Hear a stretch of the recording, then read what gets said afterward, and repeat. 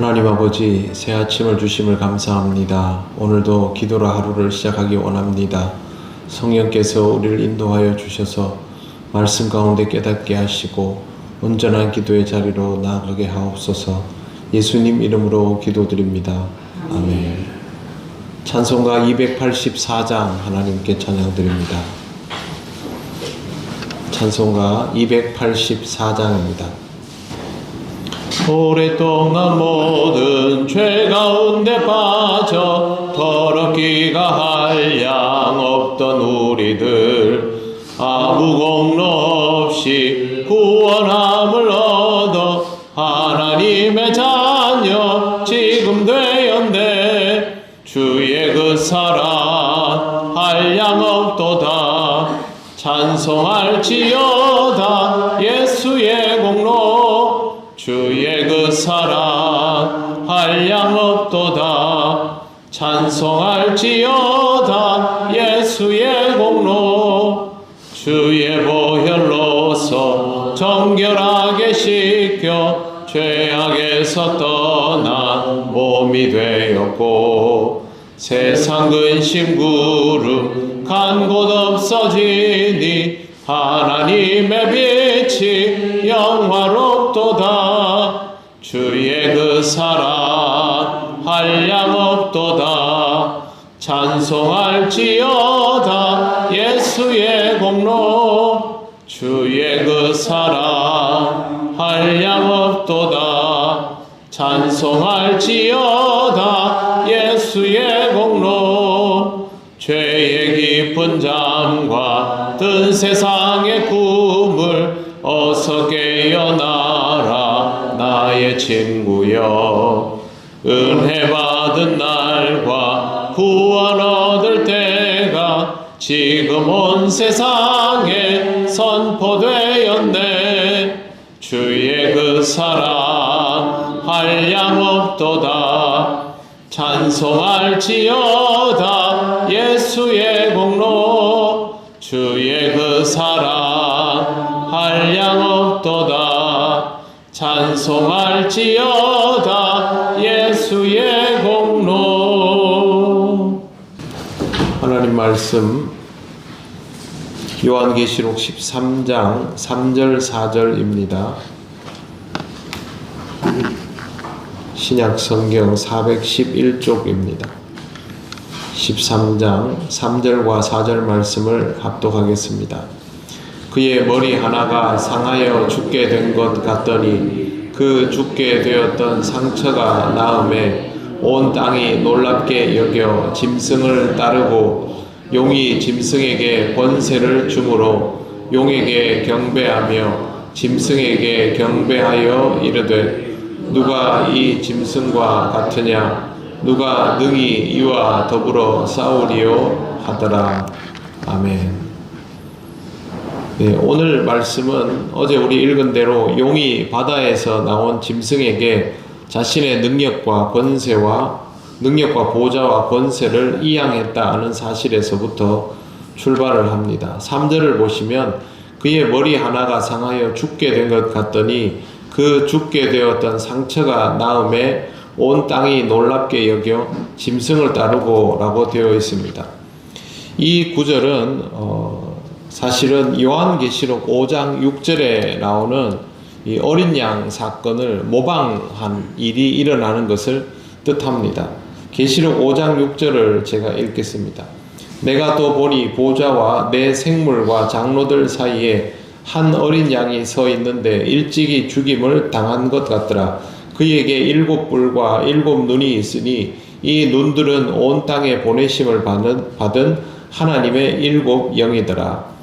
어린 양 예수 그리스도께서 일찍 죽임을 당하시고 부활하신 것처럼 이 짐승의 머리가 하나 죽고 그 상처가 낫는 그런 모방의 과정이 일어나게 된다라는 뜻입니다. 예수 그리스도께서 이 땅에서 드러내 보여주셨던 십자가 부활 사건이 엄청나게 위력적이고 그것으로 인하여 많은 그리스도인들이 배출되었기 때문에 숭배자들을 만들어내기 위해서 그와 같은 방식의 역사를 사단도 한다라는 것이죠. 그래서 용이 짐승에게 권력을 이양해주고 그 권력이 구체적으로 사람들에게 받아들여지게 되는 사건이 여기에 나오는 것처럼 짐승의 머리 하나가 죽고 그게 다시 상처가 낫게 되는 그런 과정을 보여준다라는 겁니다. 사람들이 보기에 정말 신적인 무언가가 있는 것처럼 그렇게 여겨지도록 사탄이 역사한다라는 것을 여기에서 그렇게 말해주고 있습니다. 요한계시록은 환상입니다. 그러니까 이미지가 그려지고 그 이미지를 가지고 각자가 자기가 살아가고 있는 시대에 맞는 해석을 하도록 되어 있습니다. 그거는 요한도 마찬가지입니다. 요한에게 보여지는 이미지는 요한이 살아가고 있는 시대적인 상황에 따라서 그 이미지가 그려지게 되어 있습니다. 기록을 할 때 그렇게 기록하는 것이죠. 하나님이 불러주는 대로의 말씀도 여기 보면 이렇게 성경 구절에 보시면 12장에 중간에 보면 이렇게 구절이 약간 안으로 밀려 들어간 거는 하나님이 그대로 불러준 것이고 그 외의 것들은 환상을 보여주시면 요한이 그걸 보면서 기록을 했기 때문에 거기에는 요한의 관점도 들어가는 것이죠. 그런 관점에서 보면 요한과 같은 느낌으로 요한계시록이 읽혀졌던 첫 시대의 사람들은 해석하고 받아들이도록 되어 있습니다. 그러면 자기 시대에 무슨 일이 일어났는가를 딱 떠올리게 되는데요. 그게 딱 드러나는 사건이 네로 황제 사건입니다. 네로는 폭정을 행하고 그리스도인들을 정말 많이 박해하다가 구차하게 그렇게 사람들에게 몰리다가 목숨을 스스로 끊습니다. 그런데 이런 독재자, 폭정을 행하는 자들에게는 공통점이 있습니다. 일반적으로 보기에는 정말 정신 나간 사람이라고 생각이 되지만 추종자들이 많습니다. 그래서 네로의 추종자들이 상당히 많았습니다. 이 사람들은 네로가 자살했다라는 말을 믿지 않고 네로는 죽지 않고 도망쳤을 것이다. 혹은 네로는 부활할 것이다. 그렇게 받아들인 것이죠. 그래서 실제로 이 사람들이 네로가 그 이웃에 있는 페르시아의 기마병이 강한 그 나라로 가가지고 거기서 그 기마대를 이끌고 와가지고 로마를 다시 정복할 것이다. 아니면 네로가 부활할 것이다. 이런 소문들이 하도 횡행하다 보니까 실제로 자기가 네로다라고 하면서 나타났던 인물이 3-4번 있을 정도였습니다. 로마인들은 그렇게 네로가 부활하기를 바라는 사람들이 제법 많이 있었다라는 것이죠. 이와 똑같은 일들이 역사 가운데 일어납니다. 히틀러도 마찬가지였습니다. 광인이죠. 그럼에도 불구하고 히틀러의 추종 세력들이 있었고 그들은 히틀러가 부활할 거라고 믿었습니다. 그렇게 해서 네로나 히틀러를 신격화하는 사람들이 발생했고 이와 같은 독재적 광인들에게는 반드시 추종자가 있어서 그 사람들에게는 이 사람들을 숭배하는 것이 사실상 종교화되는 현상도 일어납니다. 그렇게 되는 경로가 오늘 말씀 3절 마지막에 보시면요. 온 땅이 놀랍게 여겨 짐승을 따르고 라는 것으로 표현되어 있습니다. 적어도 요한계시록 시대를 살아가던 그 요한과 그 로마 시대의 사람들에게는 네로와 같은 황제를 그렇게 보고 싶어 했던 것들이 있습니다. 그런 현상이 이미 발생했고 이와 같은 패턴은 나중에도 발생하게 됩니다. 4절 보십시오. 용이 짐승에게 권세를 주므로 용에게 경배하며 짐승에게 경배하여 이르되 짐승에게 경배한다는 이제 사람들이 그렇게 한다는 것이죠. 누가 이 짐승과 같으냐 누가 능히 이와 더불어 싸우리요 하더라. 이와 같은 현상이 일어난다라는 것이죠. 용에게 권세를 넘겨받은 짐승은 요한계시록 시대에는 우선 네로를 떠올릴 수 있겠습니다만 궁극적으로 보면 이 단어는 적그리스도를 의미합니다. 적그리스도는요 정의가 이렇습니다. 하나님과 예수 그리스도를 대적하고 백성을 속이며 추종받는 이는 적그리스도에 해당됩니다. 그러니까 이 땅에서 사람들에게 추종을 받는데 하나님과 예수 그리스도를 대적하고 하나님 나라와는 반대되는 대치점에 서 있는 그런 영적인 지도자라면 적그리스도가 되는 것이죠. 사람들로부터 신격화되고 추앙받는다면 뭐 네로나 히틀러 같은 사람들, 아니면 또 다른 그런 독재자가 될 수도 있겠지만, 영적인 측면으로 부각시켜서 생각을 해보면 사이비 교주들 같은 이들도 적그리스도가 될 수 있고요. 더 나아가서는 사람이 아니고 그런 하나님의 나라와 대적하는 사상, 그리고 그 사상을 따르는 집단, 이런 것들도 똑같이 여기에 나오는 짐승이 될 수 있습니다. 왜 그러냐 하면 그 힘이 어마어마하기 때문이죠. 이 시대를 통째로 가르는 사조가 있어서 그것이 기독교 신앙을 전면적으로 부정하게 만든다고 생각해 보십시오. 그러면 그건 어떤 독재자나 이단 사이비 교주보다 위력이 훨씬 강하지 않습니까?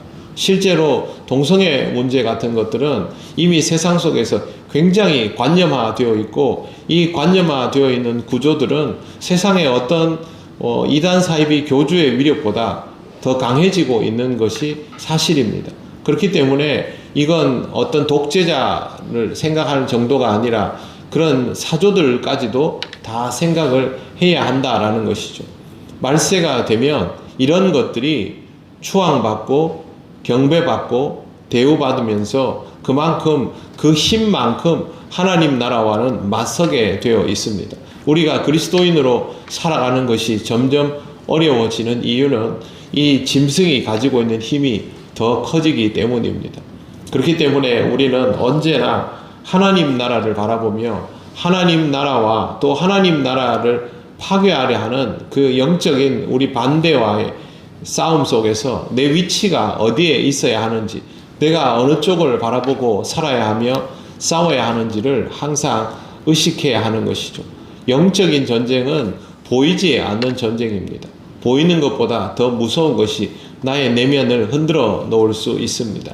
그러므로 사랑하는 성도 여러분, 오늘도 그리스도인으로 살아감을 명심하시고 이 영적인 전쟁에서 내가 서 있는 위치가 바뀌지 않도록, 흔들리지 않도록 신앙을 견고히 하는 하루가 되시기를 바랍니다. 기도드리겠습니다. 하나님 감사합니다. 이 말씀을 보며 우리가 서 있어야 할 위치를 다시 보게 하시니 감사합니다. 이 세상은 하나님과 점점 멀어져 가는 듯 하여도 하나님 나라는 하나님의 역사 가운데 완성될 줄로 믿습니다. 하나님을 믿는 자답게 우리가 서 있는 자리가 하나님 나라에 이르게 하시고, 또 하나님의 군대로서 이 세상을 향하여 서며 하나님께서 원하시는 일들을 능히 감당하는 믿음이 되도록 인도하여 주시옵소서. 오늘도 신앙으로 살아가길 원하오니 우리의 모든 과정을 하나님 주재하여 주시옵소서. 감사드리며 예수님 이름으로 기도드립니다. 아멘. 하늘에 계신 우리 아버지, 아버지의 이름을 거룩하게 하시며 아버지의 나라가 오게 하시며 아버지의 뜻이 하늘에서와 같이 땅에서도 이루어지게 하소서. 오늘 우리에게 일용할 양식을 주시고 우리가 우리에게 잘못한 사람을 용서하여 준 것 같이 우리 죄를 용서하여 주시고 우리를 시험에 빠지지 않게 하시고 악에서 구하소서. 나라와 권능과 영광이 영원히 아버지의 것입니다. 아멘.